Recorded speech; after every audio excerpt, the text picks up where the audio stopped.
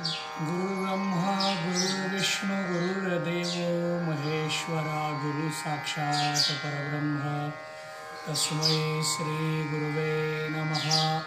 धर्मरक्षावया अवतार घेसे आपुल्या पाळीसे भक्तजना, अंबरीसी साठे जन्मसोशियले दुष्ट निर्दाळिले किती एक। जगद्गुरु तुकोबारायांनी या अभंगातून देवाच्या अवतार कार्याचं वर्णन केलेलं आहे। देव अवताराला का येतात याचा विचार पाहत असताना याचं लक्षण मांडलं जातं। यदा यदा ही धर्मस्य ग्लानिर्भवति भारत, धर्मरक्षणासाठी, धर्माच्या वृद्धीसाठी, धर्माच्या स्थापनेसाठी देवाचा अवतार असतो। मग देवाचे सगळेच अवतार आपल्याला या अनुषंगानं पाहता येणार आहेत। यामध्ये मत्स्य अवतार आहे, कुर्म अवतार आहे, वराह अवतार आहे, नृसिंह अवतार आहे, वामन अवतार आहे, परशुराम अवतार आहे, राम अवतार आहे, कृष्ण अवतार आहे।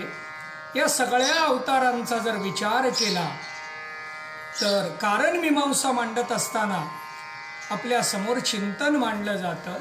धर्मरक्षणासाठी देव अवतार घेतात, दुष्टांचा नायनाट करावा म्हणून देव अवतार घेतात, आणि भक्तांचा सांभाळ करावा म्हणून देव अवतार घेतात।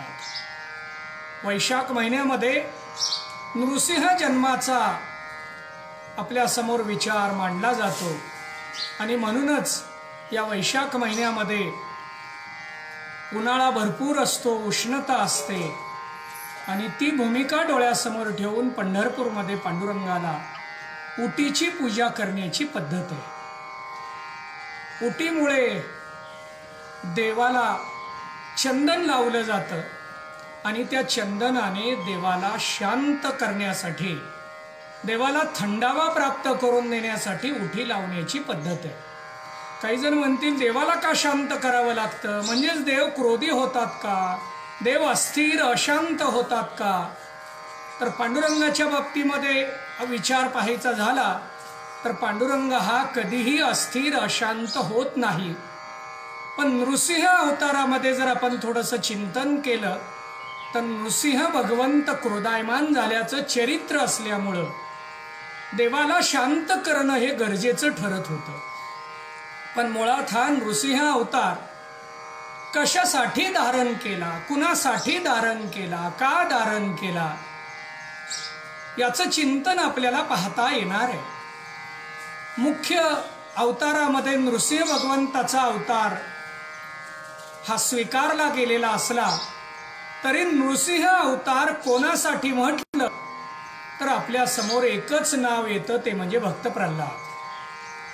भक्त प्रल्हादाच्या संरक्षणासाठी भगवंतानी घेतलेला अवतार म्हणजे नृसिंह अवतार। या नृसिंह अवतारामध्ये भक्त प्रल्हादाचं रक्षण केलं, कारण देवाचं ब्रीद आहे, मागे पुढे उभा राहे सांभाळीत, आलिया आघात निवाराया। देव हा भक्ताच्या मागं पुढं धावतो, भक्ताच्या मागं पुढं राहतो, आणि अशा परिस्थितीमध्ये त्याचा सांभाळ करतो।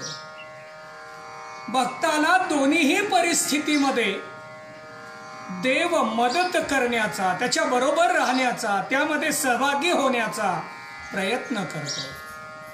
भक्ताच्या सुखामध्येही देव सहभागी होतो, आणि भक्ताच्या दुःखामध्ये सुद्धा देव सहभागी होतो।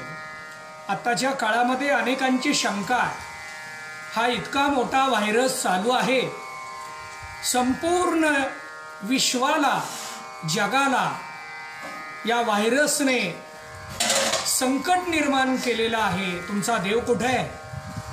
म्हणजे प्रत्येकाची अपेक्षा आहे, आमच्या समोर आज संकट निर्माण झालं की देवाने प्रगट व्हावं, उद्या ते नष्ट करावं। पण आम्ही देव मानतो का न मानतो याच्यावर पुढचा प्रश्न आपल्याला विचारात घेता येणार आहे। मग काही जण म्हणतील आम्ही मानो न मानो, देवाचं काम देवाने केलं पाहिजे, हा व्हायरस घालवण्याचं काम देवाने केलं पाहिजे। पण वास्तविक पाहता देवानं यातून आम्हाला संदेश दिलेला आहे, मनुष्याच्या हातात काहीच नाही। जन्माला आलो तसं आम्हाला रिकामं जावं लागेल, रिकामं आलोय, रिकामं जायचं आहे। आणि म्हणून आता कितीही संपत्ती असली तरी आम्ही यामध्ये काहीही करू शकत नाही। बघा, ज्यांच्याकडे संपत्ती आहे ती सगळीच मंडळी मदतीला समोर यायला लागलीत का? दातृत्व सुद्धा असावं लागतं. ज्यांच्याकडे पैसा आहे आणि दातृत्व आहे तोच दान करताना दिसतोय. नाहीतर आता जगामध्ये श्रीमंत मंडळी कमी आहेत असं म्हणायचंय का?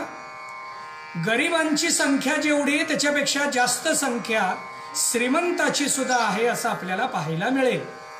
मग अशा या आपल्या भारत देशामध्ये दान करणाऱ्यांची संख्या जर विचारात घेतली तर ती टक्केवारीमध्ये स्वीकारावी का असा प्रश्न आहे. मग आम्ही का करू शकत नाही, का देऊ शकत नाही? दातृत्व नाही म्हणून. ठीक आहे, माझं चिंतन चालू आहे. आमच्याकडे पैसा भरपूर आहे म्हणून आम्ही पैशाच्या द्वारे व्हायरसला बाजूला काढू. आमच्याकडे सत्ता मोठी आहे म्हणून सत्तेच्या द्वारे व्हायरसला बाजूला काढू. आमच्याकडे आरोग्यातली मोठी पदवी आहे, मेडिकलची मोठी पदवी आहे म्हणून आम्ही व्हायरसला बाजूला काढू. नवे नवे आम्ही या विज्ञानाच्या माध्यमातून संशोधन करत असलो तरी आम्ही व्हायरसला बाजूला काढू शकत नाही. इतका मोठा हा व्हायरस आपल्या समोर आहे. वास्तविक पाहता तो विषाणू आहे, जीवाणू सुद्धा नाही. आणि म्हणून तो शरीरात आल्यानंतर जिवंत होतोय. म्हणजे जिवंत नसलेला, डोळ्याला न दिसणारा जर एवढा त्रास देतोय तर अज्ञानाचा विचार जर आपण पाहिला, मायेचा विचार पाहिला तर त्याची व्याप्ती काय असणार आहे? बघा, आम्ही आत्ता घरामध्ये बसलो, आम्हाला त्रास होऊ नये आणि त्रासातून बाहेर काढण्यासाठी देवाचं अस्तित्व आम्ही मानायला तयार होतो. मग देवाने अवतार घ्यावा, देवाने प्रगट व्हावं. अहो, पण आत्ताच्या काळामध्ये सुद्धा आम्ही काय करायला लागलोय?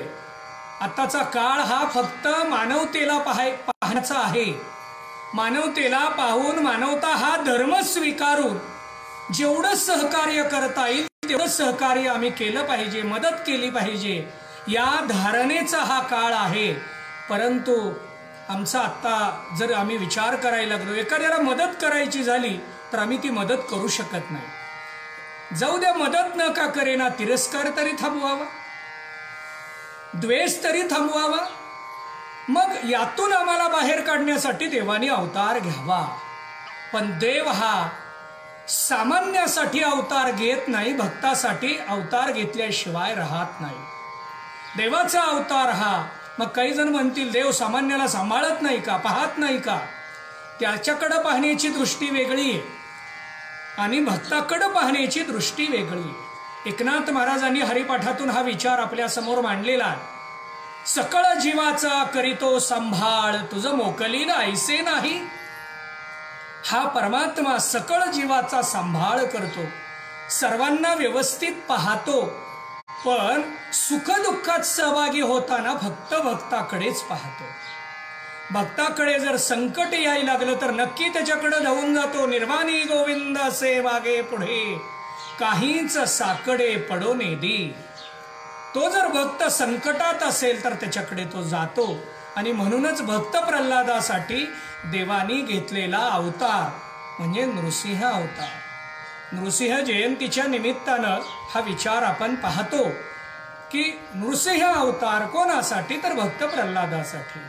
आता भक्त प्रल्हादाचं चरित्र 3 तासात सांगणं अवघड आहे, तर आपल्याला आत्ताच्या या वेळेमध्ये अंशात्मक आपल्याला तो विचार पाहावा लागणार आहे.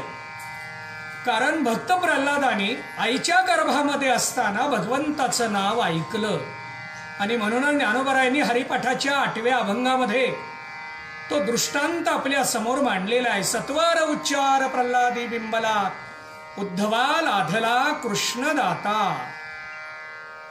प्रल्हादाने आईच्या गर्भामध्ये नाव ऐकलं म्हणून तो जन्मल्यापासूनच भगवत भक्त आहे. आणि अशा भगवत भक्ताला हिरण्यकश्यपूने खूप त्रास दिला. किती त्रास दिला, कसा त्रास दिला, श्रीमद भागवत ग्रंथाच्या माध्यमातून आपण ते सगळं चिंतन पाहतो.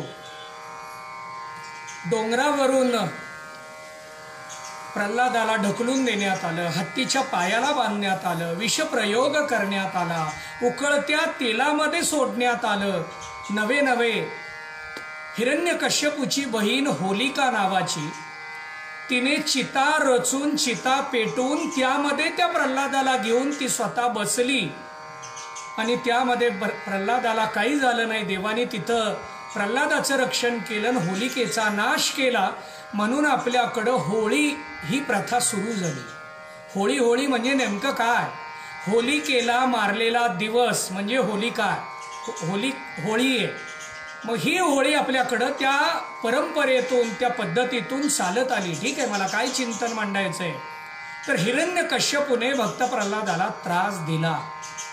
मग पहिला त्रास दिला त्याच वेळेला देव आले नाहीत. भक्त प्रल्हादाची सुद्धा त्यामध्ये थोडीशी परीक्षा होती आणि म्हणून आत्ता आपली सर्वांची परीक्षा चालू आहे. आपण सगळे नक्की यातून पास होणार आहोत, नक्की आपण सगळे यातून बाहेर पडणार आहोत.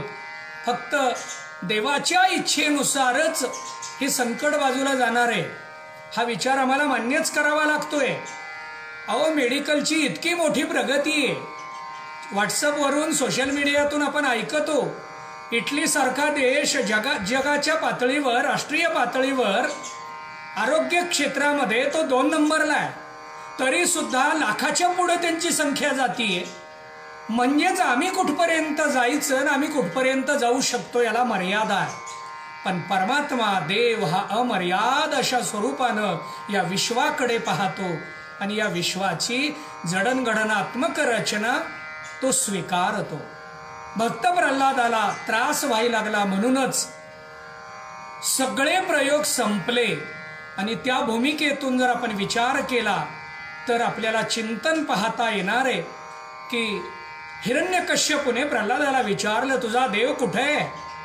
जळीस्थळी काष्टी पाशानी आहे वनमाळी जेथे तेथे.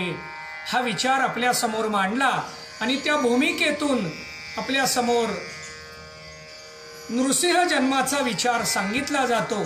ते म्हणजे देवानी अवतार धारण करत असताना भक्त प्रल्हादासाठी जरी अवतार धारण केलेला असला तरी त्या माध्यमातून आपण चिंतन पाहतो की ज्या वेळेला हिरण्यकश्यपूने विचारलं, तुझा देव कुठे आहे? चराचरात आहे, सर्व ठिकाणी आहे. आणि सर्व ठिकाणी आहे तर या खांबामध्ये आहे का? स्तंभी नारायण प्रगटला. त्या खांबावर हिरण्यकश्यपूने लाथ मारली आणि त्या ठिकाणी देव प्रगट झाले. आणि देव प्रगट झाल्यानंतर हिरण्यकश्यपूला घेतलं, हिरण्यकश्यपूला मारलं.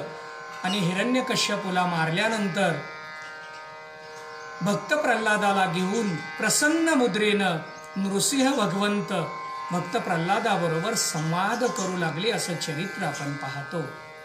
पण या भूमिकेमध्ये आपल्याला चिंतन पाहता येणार आहे की देव काय करतो तर भक्ताच्या मागपुढं थांबतो, भक्ताच्या मागपुढं राहतो. आणि या भूमिकेतून तो पुढे जात असताना भक्तासाठीच देवाचा अवतार हे चिंतन आपल्याला पाहायला मिळतं. बघा, महाराजांनी सांगितलेले हे सगळे अवतार आम्हासाठी अवतार. हे सगळे अवतार कुणासाठी आहेत? आम्हासाठी आहेत, आमच्यासाठी आहेत. मग जीवासाठी आहेत का भक्तासाठी आहेत? जगासाठी आहेत का परंपरेसाठी आहेत? सर्वांसाठी आहेत का भक्त रक्षणासाठी आहेत? हा विचार आपल्याला या ठिकाणी पाहता येणार आहे. आणि हे चिंतन पाहत असताना आपल्याला हा विचार पाहावा लागतो की धर्मरक्षणासाठी देवाचा अवतार असल्यामुळे देवाने नृसिंह भगवंताचं रूप धारण करून केवळ धर्माचं रक्षण केलं नाही तर धर्माच्या रक्षणाबरोबर दुष्टाचा म्हणजे हिरण्यकश्यपूचा नायनाट केला आणि भक्त प्रल्हादाचं संरक्षण केलं. मग पुन्हा प्रल्हादाच्या संवादातून प्रल्हादाने हिरण्यकश्यपूची सद्गती मागितली. त्यावेळेला भगवंतानी त्यांना दिलेला आशीर्वाद आणि त्यांच्याबरोबर झालेला संवाद हा आपण पाहतो.